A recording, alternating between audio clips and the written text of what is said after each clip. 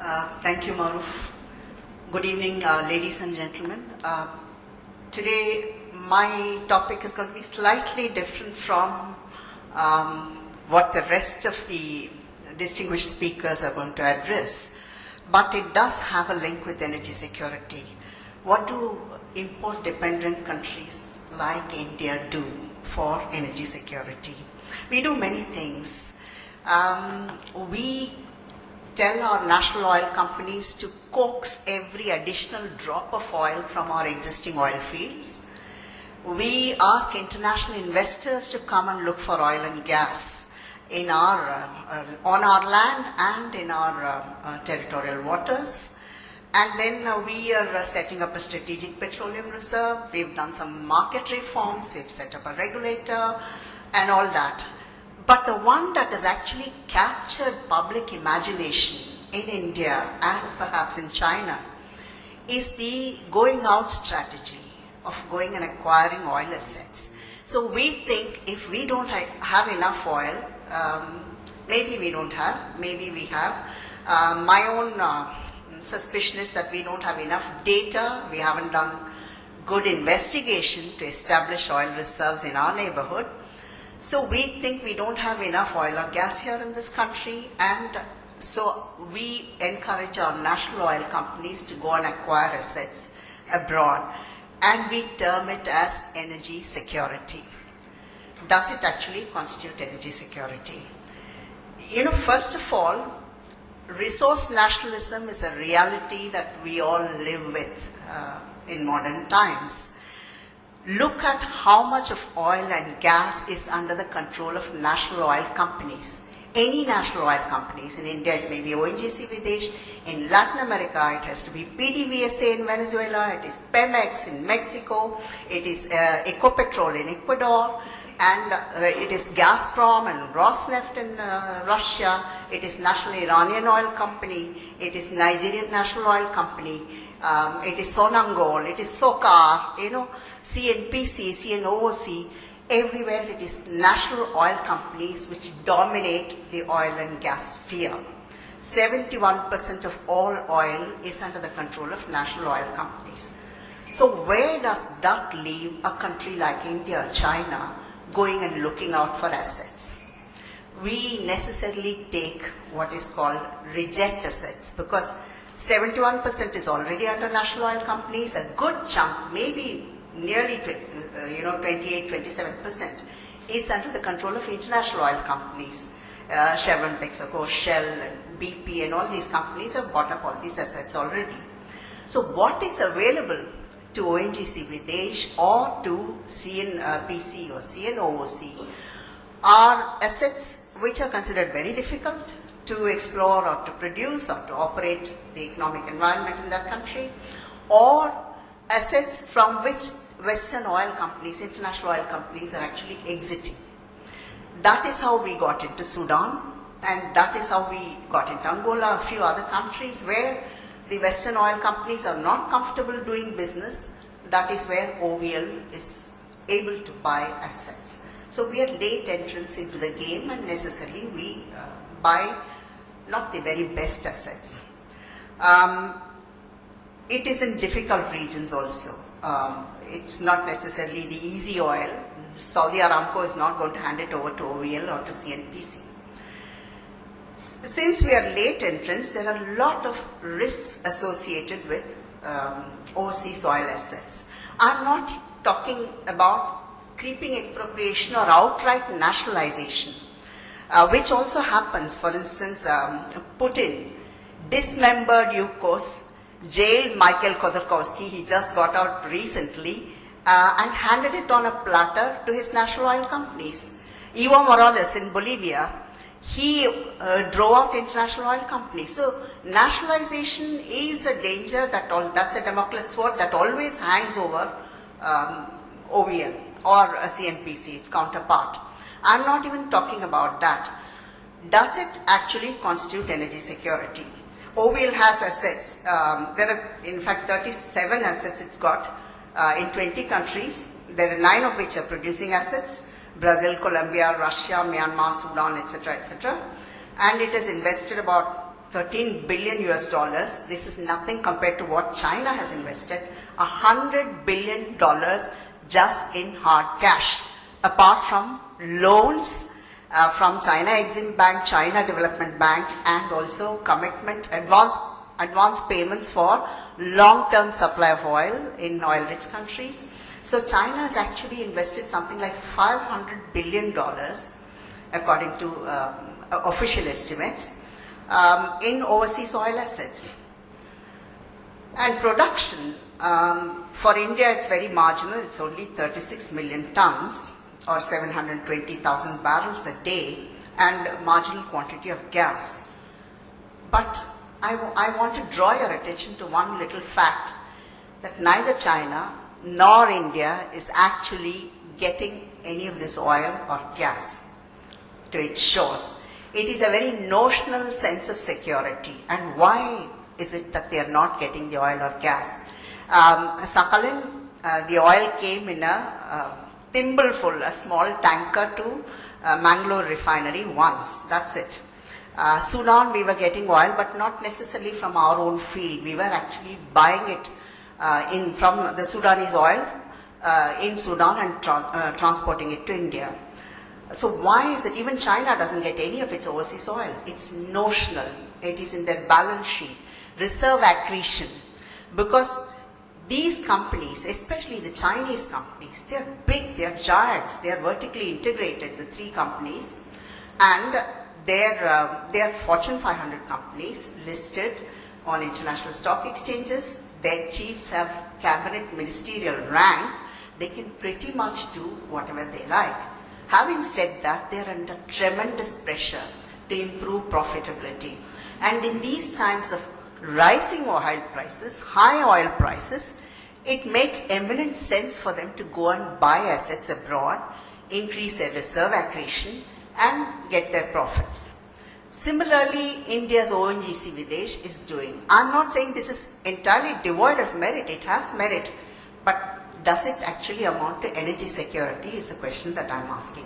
Why do I say it doesn't amount to energy security? Why can't we ship the oil from our overseas oil assets? Gas is another story. In Vietnam, we have a gas field. That gas is going through pipelines to the domestic market. In Sakhalin, the gas is also going to the domestic market. Also, although China is negotiating with Russia to buy this gas, but they are not agreeing on the price because Gazprom is the sole exporting agency to Asia or to any other destination. So they control the transit route. And you know, why is overseas oil? Okay, mineral ownership in most destinations vest with the host government, except in the US. The US, who are the finder, is the owner of the resource. But in every other country, most other countries, certainly in India, in all the destinations where we have invested, the mineral is the property of the government. But having said that, if you have a production sharing contract with the host government, then you are allowed to take your share, your equity share or the production share in proportion to the equity holding in kind. There are different kinds of contracts. There could be concessions where you're getting the entire oil, whatever you're producing, but concessions are very rare and they are no longer in vogue. So we have production sharing, we have buyback contracts like in Iran, and we have service contracts. There are different types of contracts you can get into. It's only production sharing which entitles you to claim your share of oil or gas, oil in kind. Even gas technically you can get. The second point to note is, even if you have a production sharing contract, there shouldn't be any domestic market obligation. Like for instance, in India, if you produce oil, you first offer it to the domestic market. If they can't take it for whatever reason, then you can ship it. But gas, the domestic market has the only call. There are many destinations where the domestic market will have the sole right to buy that oil or gas. So if there is a domestic market obligation, you cannot ship it out even if you have a production sharing contract and if you're producing oil or gas there. And the other thing is, in every production sharing contract, cost recovery is the first charge. So the operator of the field will have to not only recover the cost of production from that field, all the empty wells he drilled prior to actually hitting gas there or oil there and producing it. So the cost recovery becomes the first charge, and experts in this room would know jacking up production costs has become now routine in fields all over the world. Even ExxonMobil does it in Sakhalin 1, or Shell does it in Sakhalin 2, and Mr. Ambani, Mukesh Ambani does it in KG Basin D6. So everywhere, costs are getting higher and higher. I'm not questioning whether it is genuine or it is gold-plated or whether it is, the books are cooked. I'm not even saying that. If costs go up, then what happens? The profit share becomes less and less. The operator actually takes all the oil to meet his own costs. Is ONGC Videsh the operator in many fields? It is not. ExxonMobil is the operator in Sakhalin, and BP is the operator in Vietnam. ONGC Videsh, even in Sudan, it's a Chinese company which is the operator. So unless you are the operator, the operator will have the first claim on the revenues from the sale of oil or gas. And even if you are the operator, you have an arrangement, shareholders arrangement with all the consortium partners. Usually, most of the fields are operated by consortiums, more than one partner. Your consortium agreement should allow you to take it in kind. The other misperception that people have is that if it is your own oil, you just, get it for free. No, the operator sells it on the day of that, whatever day, at that price. So it's not as if you're going to get your own overseas oil cheaper than global market prices. You will be accessing it at global market prices on the day of shipment or on the day of delivery, depending on your contract. In case you hit gas in your overseas oil field, it requires huge infrastructure. Even if the production sharing contract allows you, there is no domestic market obligation. Even then, unless you have an evacuation infrastructure, how do you get that gas to your country? Evacuation, not just evacuation, liquefaction infrastructure. If you're distant, then it can come only in the form of LNG. Or if you're a neighboring country, you should be able to build a pipeline, or somebody should be able to build a pipeline. Therefore, gas is much more of a challenge if you have an overseas oil asset which is producing only gas. And then even when you do produce oil or gas in your asset, the first, the operator usually enters into long-term contracts, maybe 1-year contracts, not much longer than that, maybe 2-year contracts. It could even be as short as 3 months. So he's already committed. If there is a disruption in global oil supply, do you think your national oil company will be allowed to ship that oil and take it to your market? It may depend on circumstances. It's quite unlikely that you will be able to bring it home, even if you have a contract to buy it and, if you can bring it. Or if you have not already contracted, and if it is contracted to some other buyer, by diverting that oil to your shores, you will be violating international contracts, and then you will be inviting legal action internationally. So it shouldn't be taken for granted that overseas oil assets means that whenever we want, we can take that oil or gas, especially if there is a supply disruption, we can divert that oil or gas and we are going to get it cheaper. These are all myths that have been built. Price is always current and it is global. There are many ifs and buts. Then one more if in this is, your refinery configuration should be such that the oil that you produce there should be capable of being refined in your refinery. Kashagan, for instance. Will you be able to refine it in your refinery? Probably not. Venezuelan oil, there are only 1 or 2 refineries in India which can actually refine Venezuelan oil. So if you are having an asset in Venezuela, if you are going to buy an equity stake in Kashagan, for instance, you may not even be able to actually use that oil. Even if all the other conditions are satisfied, you may not be able to actually bring that oil and refine it and use it in your country. then what price at which you're buying your oil assets? I think the international oil market has been functioning quite satisfactorily throughout its entire history, except when the Suez Canal was closed for a brief period. Other than that, there have not been any major disruptions. Yes, OPEC is a cartel and they are always calibrating supplies to keep prices up at a certain desired level. But at the same time, there has been no disruption at all. So you are able to buy oil from the international market at current global prices, which is what you will do even if you had your own asset abroad.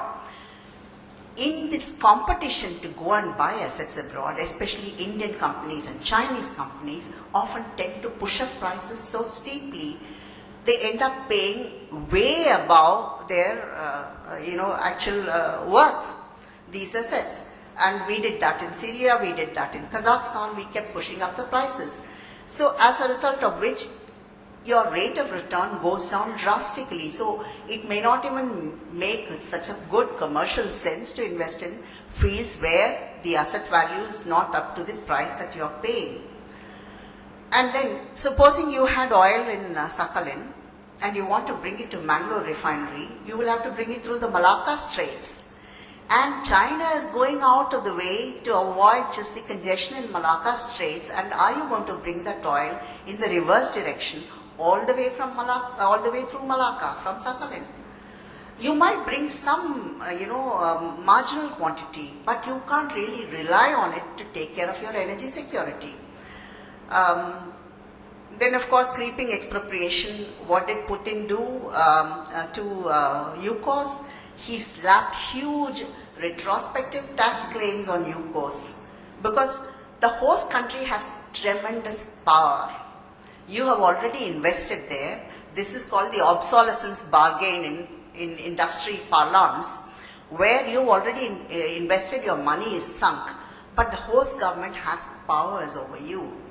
Even if they cannot nationalize it, some countries can just do and go and nationalize it.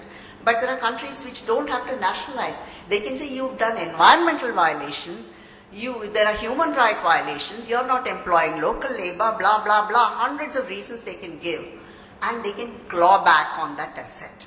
That is called creeping expropriation.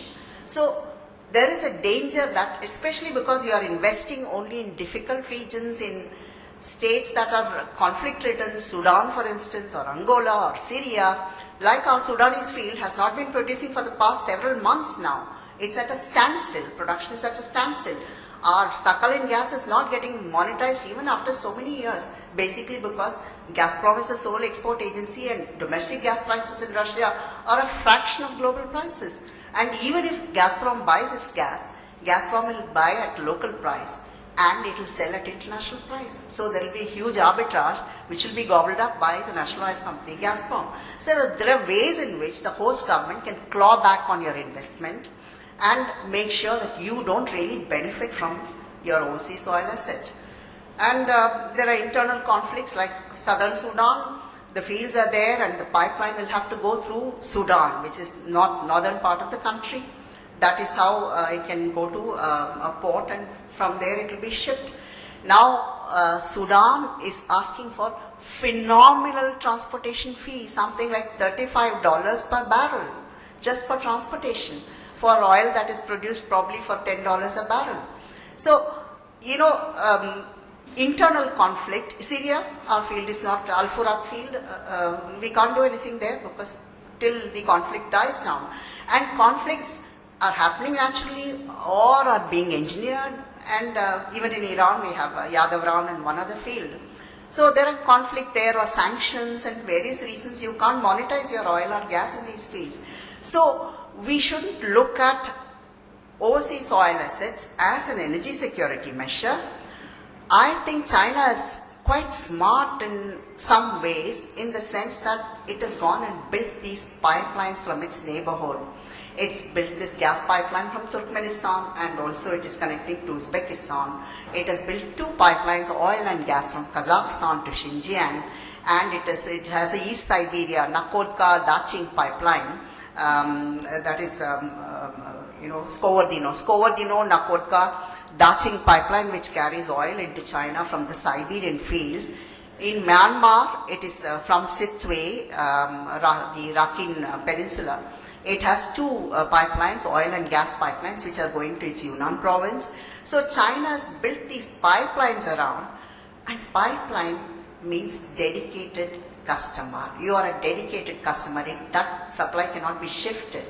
If it is, in an oil tanker or an LNG tanker, it can be diverted to any destination which offers a higher price. Whereas pipeline is dedicated supply. Although, Mr. Parthasarathi listed problems with the Iran pipeline and how the American gas is going to the quantity that we will get, this 5.8 million tons, is much more than what the Iranian pipeline can deliver. A pipeline, let's remember, is a dedicated energy security measure, unlike oil or gas that is shipped. And if it is coming from that distance, I think at a time of high oil prices or high gas prices, transportation charges need to be reckoned with, because they are not inconsiderable. So these are some of the points I wanted to make, and then everywhere I go, the Indian company and Chinese company, companies are favorite whipping boys for the international energy community. So people have access to cheap credit or zero interest credit. You are non-transparent, and you are doing deals in difficult regions with rogue regimes, and you are doing extra commercial benefits you are conferring on the host government. You are building infrastructure. You are doing so many things. First of all, I don't even want to speak for China. India doesn't do unethical deals.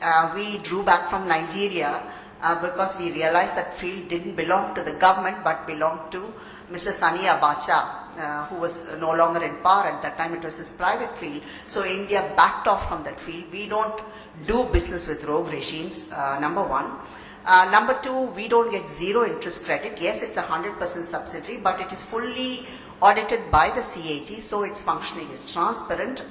And if you build refineries, and if you build power projects, and if you build pipelines, schools and hospitals, I think it's a wonderful thing, because you're at least contributing to the local community, not like international oil companies just take out the oil and leave, and that region remains poor, for all time to come.